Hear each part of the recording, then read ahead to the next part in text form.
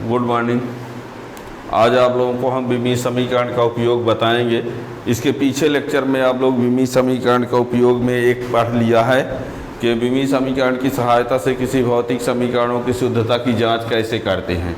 अब विमीय समीकरण से भौतिक समीकरण की शुद्धता की जांच करने के लिए हमने बताया है, पीछे वीडियो में देख सकते हैं कि उसमें समीकरण के दोनों पक्षों की बीमा ज्ञात करिए और दोनों पक्षों की बीमा ज्ञात करने पर देखिए कि दोनों पक्षों की बीमा बराबर यदि आ रही तो समीकरण शुद्ध है और यदि बीमा बराबर नहीं आ रही तो शुद्ध नहीं है।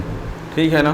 तो एक तो समीकरण की शुद्धता की जांच करने में विमीय समीकरण का उपयोग था और दूसरा उपयोग अब ये है कि भौतिक राशियों में पारस्परिक संबंध ज्ञात करने में विमीय समीकरण का उपयोग, यानी कोई भौतिक राशि किन किन राशियों पर निर्भर है यदि ये पता चल जाए तो विमीय विधि द्वारा उनमें क्या सूत्र बनेगा वो आप ज्ञात कर सकते हो, है ना।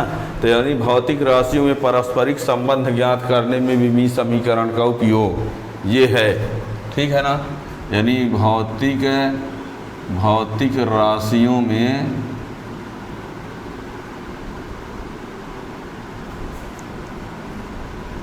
परस्पर संबंध ज्ञात करने में विमीय समीकरण का उपयोग, विमीय समीकरण का उपयोग भौतिक राशियों में परस्पर संबंध ज्ञात करने में विमीय समीकरण का उपयोग। ठीक है। यदि आपको ये पता चल जाए कि कोई भी भौतिक राशि किन अन्य राशियों पर निर्भर है, कोई भौतिक राशि किन अन्य राशियों पर निर्भर है, यदि ये पता चल जाए तो उनके बीच क्या संबंध होगा विमीय समीकरण की सहायता से ला सकते हो। जैसे मान लीजिए यदि ये कह दिया जाए कि F का मान निर्भर है M पर, V पर और R पर, ये एक अभिकेंद्र बल है। क्या है ये? अभिकेंद्र बल। अभिकेंद्र बल, अभिकेंद्र बल F जो होता है वो निर्भर है द्रव्यमान पर। किस पर? द्रव्यमान पर। किस पर? वेग पर और त्रिज्या पर, मार्ग की त्रिज्या पर। मान लीजिए आपको ये पता चल जाए कि अभिकेंद्र बल जो है वो किस पर निर्भर है? द्रव्यमान पर निर्भर है, वेग पर निर्भर है और वृत्ति मार्ग की त्रिज्या पर। तो इनके बीच क्या संबंध होगा, वो सूत्र क्या होगा, यदि ये ज्ञात करना है तो आप इसकी सहायता से ज्ञात कर सकते हैं। आप कैसे ज्ञात करेंगे वही आज हमको बताना है अब। ठीक है। तो हम एक एग्जाम्पल लेके चलते हैं, यही वाला। मान लीजिए कि अभिकेंद्र बल जो है वो द्रव्यमान पर निर्भर है, वेग पर निर्भर है और त्रिज्या पर निर्भर है। तो अभिकेंद्र बल का सूत्र क्या होगा? तो विमीय समीकरण की सहायता से उसको हल करना है। कैसे हल करेंगे वो तरीका जानोगे। जब वो तरीका पता हो जाएगा तो इस प्रकार का कोई भी सवाल हल कर सकोगे। ठीक है ना। लेकिन उसके लिए शर्त यही है कि सबका विमीय सूत्र आना चाहिए। ठीक है ना। तो भौतिक राशियों में परस्पर संबंध ज्ञात करने में विमीय समीकरण का उपयोग, तो उनमें से हम पहला उदाहरण यही लेते हैं कि अभिकेंद्र बल का मान कण के द्रव्यमान, कण के वेग और वृत्ति मार्ग की त्रिज्या पर निर्भर है। तो अभिकेंद्र बल का सूत्र क्या होगा ये ज्ञात करो। ठीक है ना। तो इसका हम क्वेश्चन लिखे देते हैं। अभिकेंद्र बल का मान, अभिकेंद्र बल का मान कण के द्रव्यमान, वेग व मार्ग की त्रिज्या पर निर्भर है। तो अभिकेंद्र बल का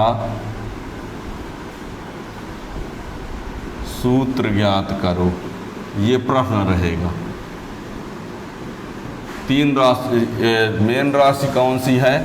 अभिकेंद्र बल, जो कि निर्भर किस पर है? द्रव्यमान पर, वेग पर और त्रिज्या पर। ठीक है। मेन राशि कौन है? अभिकेंद्र बल। निर्भर किस पर है? द्रव्यमान पर, वेग पर और त्रिज्या पर। तो सबसे पहले आप हल करते समय लिखेंगे, हल करते समय मान लिया एफ प्रोपोर्शनल एम की पावर ए भी की पावर बी आर की पावर सी। सुनिए, जो मुख्य राशि होगी उसको पहले लिखते हैं, जो मुख्य राशि होती है उसको पहले लिखते हैं, फिर प्रोपोर्शनल लिखने के बाद इनमें से किसी को आगे पीछे लिख सकते हो, जिन पर निर्भर है उनको किसी को भी आगे पीछे लिख सकते हो। जैसे यहाँ द्रव्यमान वेग और त्रिज्या है ना, तो जैसे हमने द्रव्यमान वेग त्रिज्या इसी के क्रम ऐसे लिख दिया। कोई कह दे सर पहले वेग न लिख दे, लिख सकते हो। कोई कहे सर त्रिज्या न लिख दे, लिख सकते हो। यानी यहाँ पर कंपलसरी है कि कौन लिखा जाएगा, मुख्य राशि। कौन सी? मुख्य राशि। इधर में कौन सा किसी को आगे पीछे लिख सकते हो।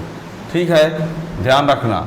या एफ बराबर, जब बराबर लेंगे तो यहाँ एक नीतांक ले लेना पड़ता है, ए डी की पावर बी आर की पावर सी।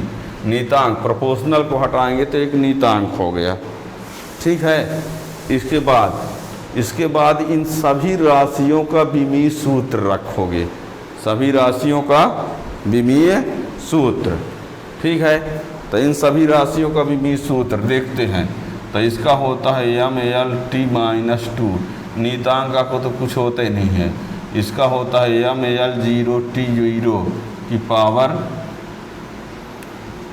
ए, इसका होता है एम जीरो एल टी की पावर माइनस वन, ये बी, इसका होता है एम जीरो एल टी की पावर जीरो, ये सी। क्या किया हमने?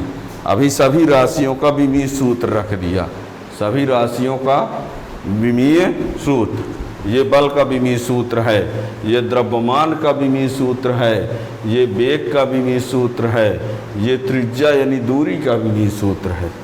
अब क्या होगा? M L T minus two, ये के, एम की पावर ए, एल की पावर जीरो, टी की पावर जीरो, यानी इस घात का घातों के साथ गुणा, घात का घातों के साथ गुणा।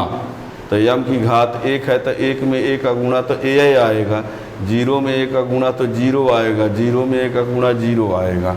यहाँ ऐसे ही एम जीरो एल बी और टी माइनस बी। ठीक है, ऐसे ही एम जीरो एल सी और टी जीरो, घात का घात से गुणा होता है। अब इसका जब गुणा करेंगे तो घात जुड़ जाएंगी, घात क्या हो जाएंगी? जुड़ जाएंगी। देखना, इसमें एम की घात क्या है? ए है, इसमें घात जीरो है, इसमें घात जीरो, तो एम की घात ए प्लस जीरो, एल की घात zero plus B plus C, zero plus B plus C, और टी की घात zero minus B plus zero. घातें जुड़ गई हैं। ठीक है, अब क्या करें? तो M L T minus two और ये के, एम की घात ए, एल की घात बी प्लस सी और टी की घात माइनस बी, ये आया। ठीक है, अब क्या करेंगे? दोनों पक्षों की बीमाओं की तुलना कर देते हैं। क्या करें? दोनों पक्षों की बीमाओं की तुलना करने पर, दोनों पक्षों की बीमाओं की तुलना करने का मतलब ये है कि इसमें जो यम की घात है उधर यम की घात जो है उसको बराबर कर दिया जाए, इधर यम की घात और उधर की यम की घात को बराबर कर दिया जाए। तो इधर यम की घात क्या है? यहाँ देखते हैं, दोनों पक्षों के बीमाओं की तुलना करने पर,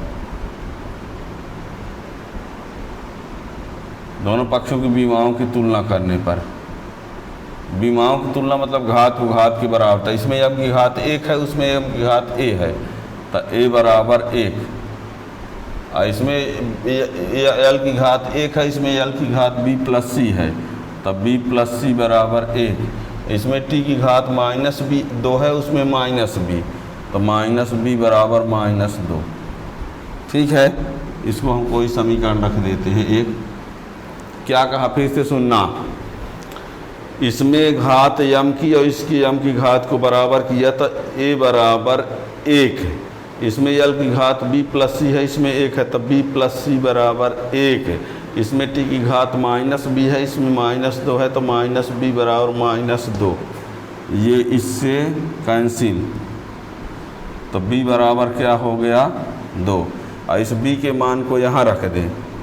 b का मान समीकरण 2 में रखने पर तो रख दो, तो 2 प्लस सी बराबर 1, तो सी बराबर -2, सी बराबर -1। सी का मान कितना आया -1, बी का मान कितना आया 2, ए का मान कितना आया 1। किसका किसका मान मिल गया, ए का मान 1, बी का मान 2, सी का मान -1। और ये ए बी सी का मान समीकरण 1 में रख दो। ए बी सी का मान समीकरण 1 में रखने पर, तो ए बी सी का मान समीकरण 1 में रखेंगे तो क्या होगा, ए बी सी का मान समीकरण 1 में रखने पर, तो यह बराबर के एम की पावर 1, भी की पावर 2 और आर की पावर -1। तो ये के एम भी स्क्वायर, और ये पावर माइनस है तो नीचे आ जाएगा। तो ये अब केंद्र बल का सूत्र बनेगा। के नीतांक है, के क्या है, चाहे तो इसी को हमें एफ बराबर एम भी स्क्वायर अपान आर, ये नीतांक के का मान 1 लिख दें तो यह रहेगा, तो कोई बात ही नहीं है। नीतांक को 1 कर दो तो ये न करोगे तो इतना ही लिखना पड़ेगा, ठीक है ना। तो क्या किया हमने, भौतिक राशियों में पारस्परिक संबंध ज्ञात करने में विमीय समीकरण का उपयोग। तो यदि आपको ये पता चल जाए, यदि ये पता चल जाए कि कौन सी राशि किन किन राशियों पर निर्भर है, यानी कोई भी भौतिक राशि किन किन अन्य राशियों पर निर्भर है, यदि ये पता चल जाए तो विमीय विधि के द्वारा हम उनमें परस्पर संबंध ज्ञात कर सकते हैं। कैसे, जैसे कि एक प्रश्न था कि अब केंद्र बल का जो मान है इस पर निर्भर है, यानी हमको ये पता चला कि ये मेन राशि इन पर निर्भर है। तो जो मेन राशि होती है उसको पहले लिखते हैं, फिर प्रोपोर्शनल लगा के जिन पर निर्भर होती है उनको लिख देते हैं। तो यम है, भी है, आर है, और उनकी पावर ए बी सी लिख दिया। प्रोपोर्शनल हटाने पर एक नीतांक के ले लिया गया, ठीक है। और ये और फिर सबका विमीय सूत्र रख दो। हमने कहा है कि मेन राशि को पहले लिखते हैं और जिन पर निर्भर रहे उनको आप आगे पीछे किसी को भी लिख सकते हैं, ठीक है ना, किसी को भी लिख सकते हैं।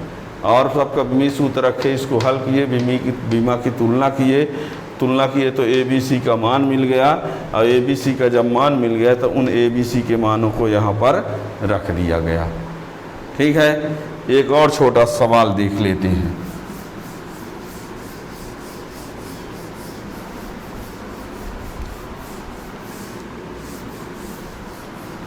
देखिए, यदि सरल लोलक का आवर्तकाल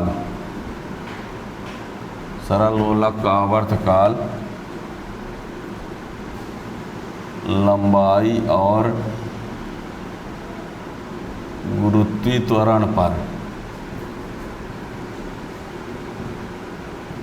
निर्भर है। सरल लोलक का आवर्तकाल लंबाई और गुरुत्वीय त्वरण पर निर्भर है, तो विमीय विधि द्वारा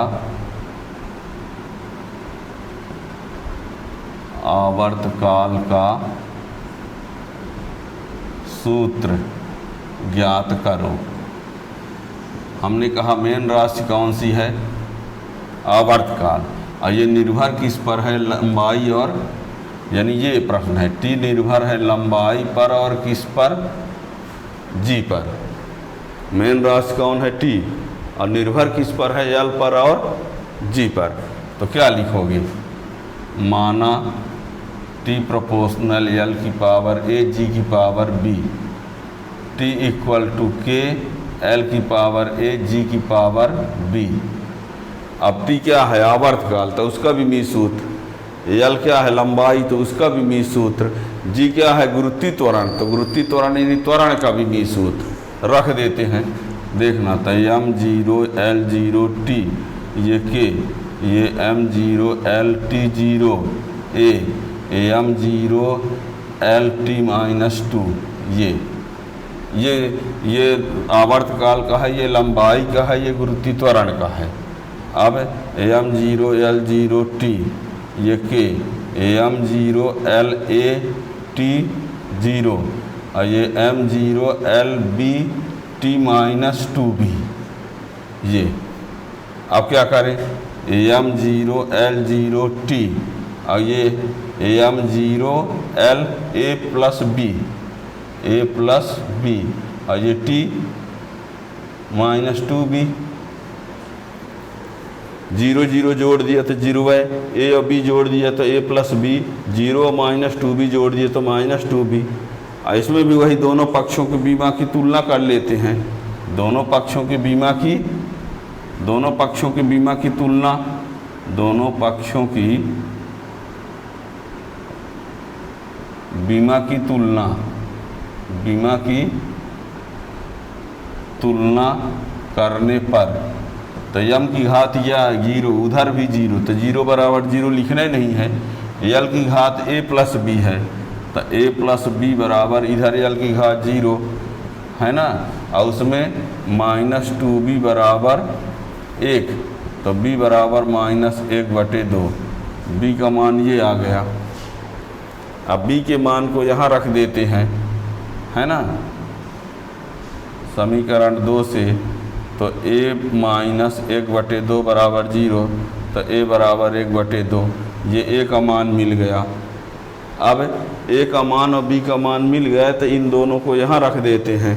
तो a और b का मान रखने पर, है ना, देखिए a और b का मान समीकरण 1 में तो क्या होगा, t बराबर k, l की पावर 1/2 और g की पावर -1/2। a का मान 1/2 है, b का मान कितना है -1/2। अब ये l की पावर 1/2 और ये g की पावर 1/2, ये माइनस में तो नीचे ला दिए।